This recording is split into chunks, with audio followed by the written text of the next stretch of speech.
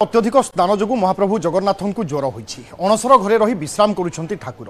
ठाकुरों ज्वर भल करने अणसर घरे चली उपचार राजवैद्यों परामर्श में अंधार कोठरी भितर संगरोधरे रही श्री विग्रह माने कौनसी भक्त श्रीजू को देखिपारे ना केवल दैतापति सेवायतों छड़ा अन्य कौन सेवायतों को सही अंधार कोठरी को जीवाई अनुमति ना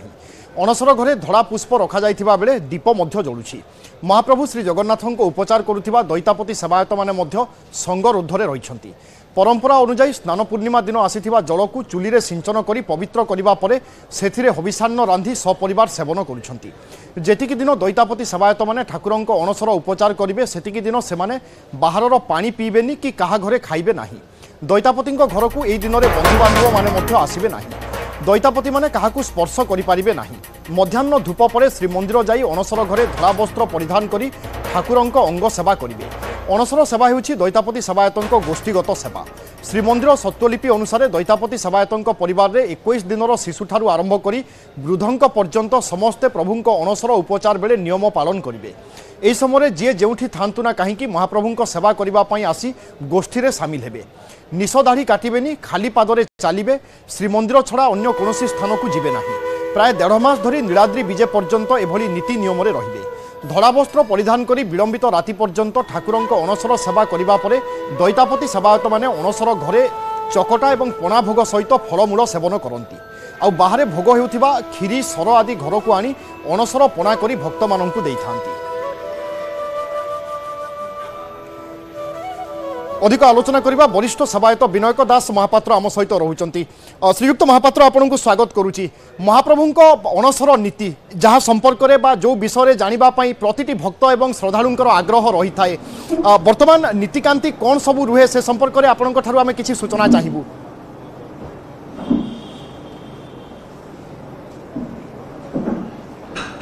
जगन्नाथ माने महा अणसर जो आमर हुए से अणसर आम बहुत गुटे नीति नियम पालन अच्छे कहीं जगन्नाथ महाप्रभुर ये 15 दिन जो अणसर मास महाप्रभु रथयात्रा आषाढ़ मासर ज्येष्ठ त्रयोदशी ठारू नीलाद्री विजय पर्यंत गोटे मास पर्यंत महाप्रभुर अत्यंत गुप्त काम दैतापति मैंने करता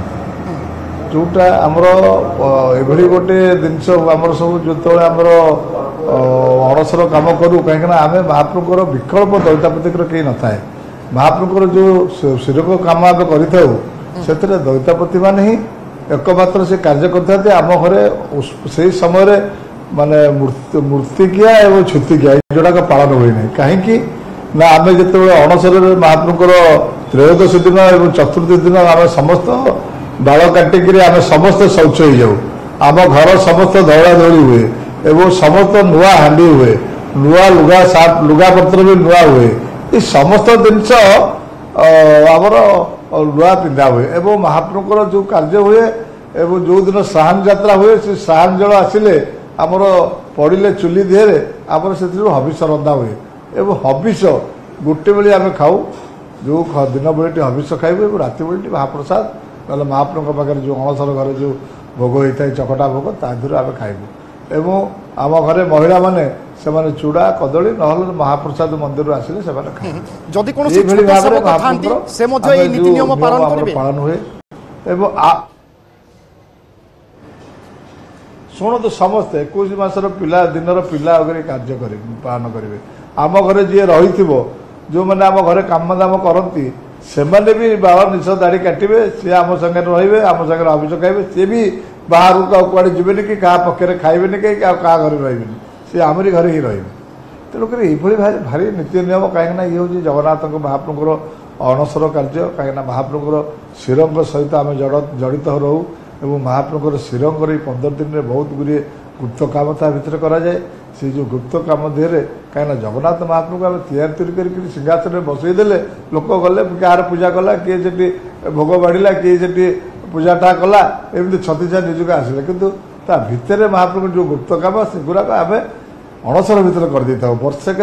गोटे 1 मास आमको समय मिलता है महाप्रभु को से विषय काम करने से कम तक आम गुप्त काम आम कर 365 दिन सेवा थिले भी किंतु आमर से मसटा है स्पेशल सेवा से मसटे महाप्रभुर समस्त गुप्त काम कराए आउ केतबेले महाप्रभु करहब ना कहीं महाप्रभु रत्न सिंहासन बसिले तेणुक से आधे कहीं हाथ देवे ना तेणुकर आम जो महाप्रभु को सिंहासन पर रुंधिक आसीबू रुंधा माने महाप्रभु को विभिन्न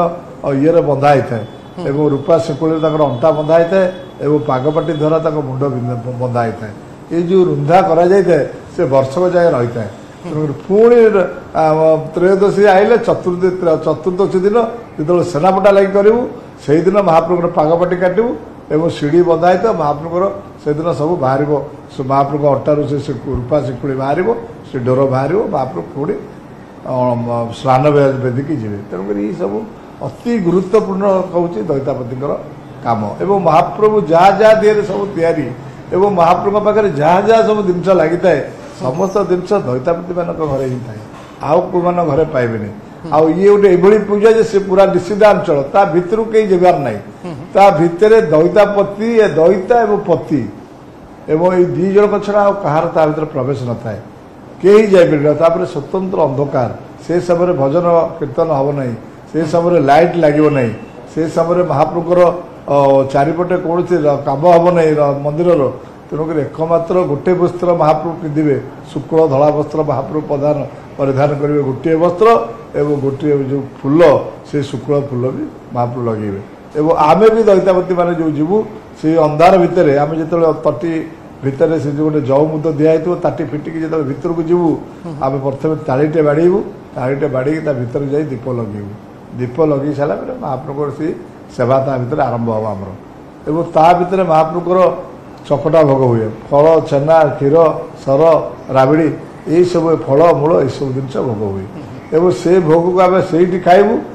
से रखू से बाहर को आसब ना एवं से हाथ देकी पुणी महाप्रभु पाखर ताटी बंद करूँ एवं जौ मुद दबू बनमाटी देकर आसबू महाप्रभुंकर गुप्त सेवा साधारण भक्तटीए श्रद्धालुटीए चाहिए केबे देखि पारिबो नाही किंतु आपण मानकर सौभाग्य कि आपण माने महाप्रभुंकर से सेवा करिवार गोटे सौभाग्य पाइचंती तेणु समस्त मन में तो अनेक प्रश्न रही थाए एवं से गुप्त नीति रे कौन हुए ताहा मध्य जानिबार कहार आवश्यकता नुहे किंतु साधारण दर्शकों बा भक्त श्रद्धालु को एक कहतु जितेबाला महाप्रभु अनवसर में रुहति गुप्त उपचार होता है से समय प्रायतः केते जन सेवायत उपस्थित रुहति सब बेले महाप्रभु पाखरे महाप्रभु को केतेबेले एका छड़ा जाए कि एवं प्रतिटी नीतिकांति से जगह केमिति संपादन करा जाए ना सेठी शुणु आमर जगन्नाथ महाप्रभुर आमर अणसर समय पट्टी दिय स्थान पाई था पूजा होता जोटा कि हूँ जगन्नाथ महाप्रभु हेले अनंत नारायण तांकर प्रतिनिधि हेले दोल गोविंद मदन मोहन माँ देवी सुभद्रा हेले लक्ष्मी सरस्वती भुवनेश्वरी रूप से पूजा पाते पट्टी दिय एवं माँ बलभद्र हेले अनंत वासुदेव ये कहते राम कृष्ण मझे नरसिंह भगवान 7 मूर्ति 3 फोटो ये 10 अवतार को पूजा हुए आंख पाखे मंगल आरती ठार बड़ सिंगार पर्यंत सब भोगराग अन्न भोग सेठी हुए एवं जगन्नाथ महाप्रभु अणसर घर सेटा जो पट्टी दियकर मध्याह्न भोग सर से द्वार बंद हो पट्टी दियकर तापर अणसर द्वार फिटब सेठी आम समस्त दैतापति मैंने जीवु गोड़ धोबू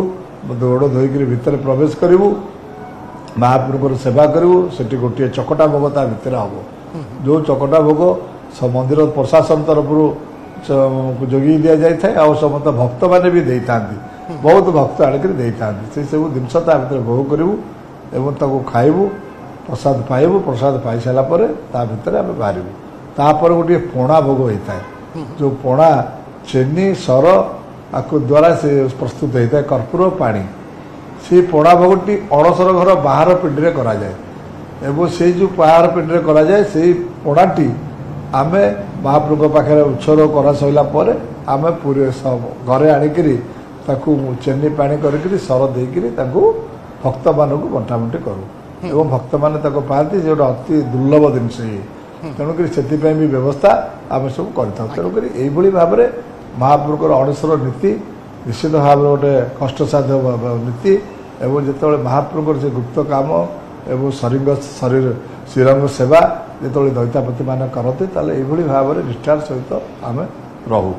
एवं अभिशारण 1 मास पर्यंत आमर चले एवं यही समय आमर जदि कहार मूर्तिकिया होगला चलीगले से जड़िए जी पेत्र माने मुखाग्नि 10 काम कर जड़िए ମାନେ ମହାପ୍ରଭୁଙ୍କ ପାଖକୁ ଯିବନି ଆଉ ସମସ୍ତେ ଯାଇକରି ମହାପ୍ରଭୁ ସେବା କରିବେ। ଶ୍ରୀଯୁକ୍ତ ବିନାୟକ ଦାସ ମହାପାତ୍ର ଶେଷ ପ୍ରଶ୍ନ ମୋର ରହିବ ଆମେ ଯେମିତି ସମସ୍ତେ ଜାଣୁଛେ କି 53 ବର୍ଷ ପରେ ଏକ ବିରଳ ସଂଯୋଗ ହେବା ପାଇଁ ଯାଉଛି ଏବଂ ଏଥର ଅଣସର ମଧ୍ୟ ଗୋଟିଏ ଦିନ କମୁଛି ତେଣୁ ଚଳିତ ଥର ଭିନ୍ନତା କ'ଣ ବା ଅଲଗା କ'ଣ?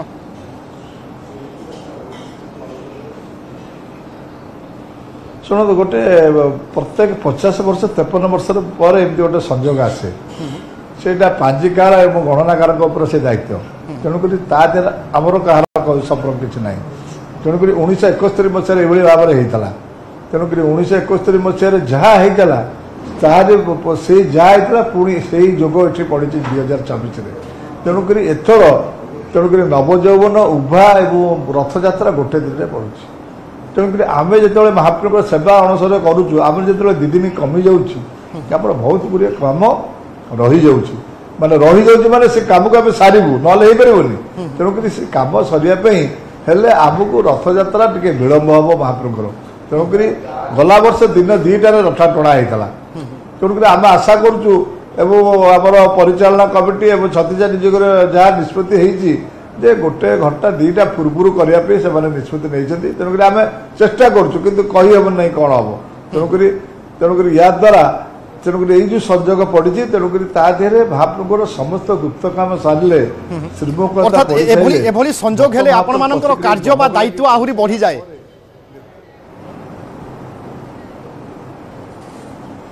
ନିଶ୍ଚିତ ଆମେ ବଢ଼ିଯାଏ ମାନେ ଦିନ ରାତି ରହିକରି ମହାପ୍ରଭୁଙ୍କର ସେ କାର୍ଯ୍ୟ କରିବାକୁ ପଡ଼ିବ। ତା ଦେହରେ କିଛି ନୀତି ବି କ୍ଷତି ହେଇପାରିବ କାହିଁକିନା କିଛି ନୀତିକି କାଟଛାଟ କରାଯାଇପାରିବ ପଟିଦିଅଙ୍କର। ତେଣୁକରି ନହେଲେ କାମ ହେଇପାରିବ ନାହିଁ। ତେଣୁକରି ସେଇ ସବୁ କାମ ପାଇଁ ଆମେ ସମସ୍ତେ ପ୍ରସ୍ତୁତ ଅଛୁ ଏବଂ ଯେମିତି 71 ମସିହାରେ କରାଯାଇଥିଲା ସେଇ ପରିସ୍ଥିତିରେ କରାଯିବ। ଏଥର ଜଗନ୍ନାଥ ମହାପ୍ରଭୁଙ୍କ ପାଖକୁ ଆଜ୍ଞାମାଳ ଆସିପାରିବ ନାହିଁ କାହିଁକିନା ନବଯୌବନ ଦିନ ମହାପ୍ରଭୁ ନେତ୍ରୋତ୍ସବ ସରିଲେ ମହାପ୍ରଭୁଙ୍କର ସକାଳ ଧୂପ ଭୋଗ ସରିଲେ ମହାପ୍ରଭୁଙ୍କ ପାଖରୁ ଆଜ୍ଞାମାଳ ଯାଏ କିନ୍ତୁ ଏଥର ସେଇଟା ହେଇପାରିବନି। ଏଥର ପଟିଦିଅଙ୍କ ପାଖକୁ ଯିବ ଯେଉଁ ପଟିଦିଅ ଏନେ ପୂଜା ହେଉଛନ୍ତି କାହିଁକିନା ମହାପ୍ରଭୁଙ୍କର ସେତେବେଳେ ନେତ୍ରୋତ୍ସବ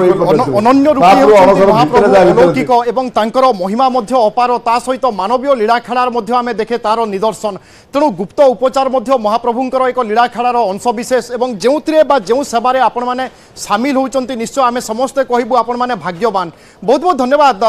ଶ୍ରୀଯୁକ୍ତ ବିନାୟକ ଦାସ ମହାପାତ୍ର ଆମ ସହିତ ବିସ୍ତୃତ ଭାବରେ ଆଲୋଚନା କରିଥିବା ପାଇଁ ଏବଂ ବିଭିନ୍ନ କଥାକୁ ନେଇ ଦର୍ଶକଙ୍କୁ ମଧ୍ୟ ଅବଗତ କରାଇଥିବା ପାଇଁ।